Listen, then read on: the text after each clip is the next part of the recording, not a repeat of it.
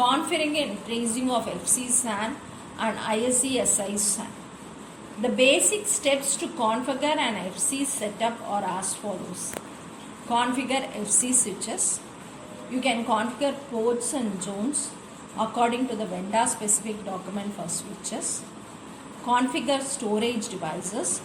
You can use LUN masking to enable specific LUNs to be seen by specific hosts. For more information about LUN masking, we can go for vendor specific storage documentation. Connect arrays, other storage devices and Oracle Solaris host to a SAN. Configured FC devices are made available to the host automatically during installation, boot time and runtime. If a new logical unit is added to a storage device during runtime, the new logical unit is configured automatically only if there is input-output traffic to another logical unit in the same storage device. A logical unit cannot be configured automatically if there is no input-output traffic. You can use the CFGADM command to manually probe the device. Configuring authentication in an iSCSI based storage network. In a secure environment, authentication for your iSCSI device is not required because only trusted initiators can access the targets. In a less secure environment, the target cannot determine if a connection request is from a given host. In this case, the target can authenticate an initiator by using the challenge handshake authentication protocol.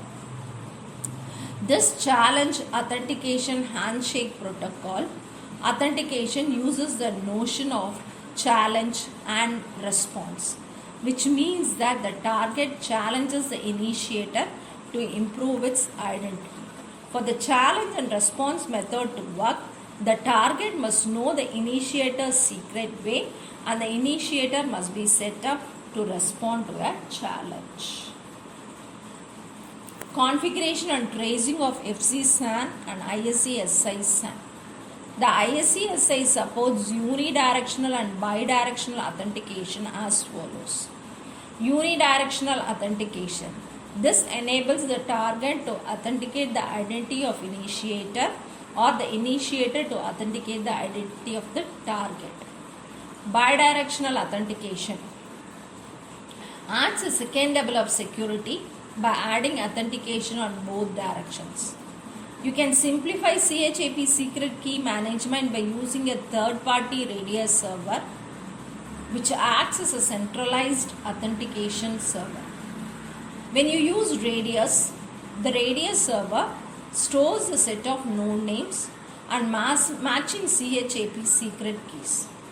The system performing the authentication forwards the node name of the requester and the supplied secret of the requester to the radius server.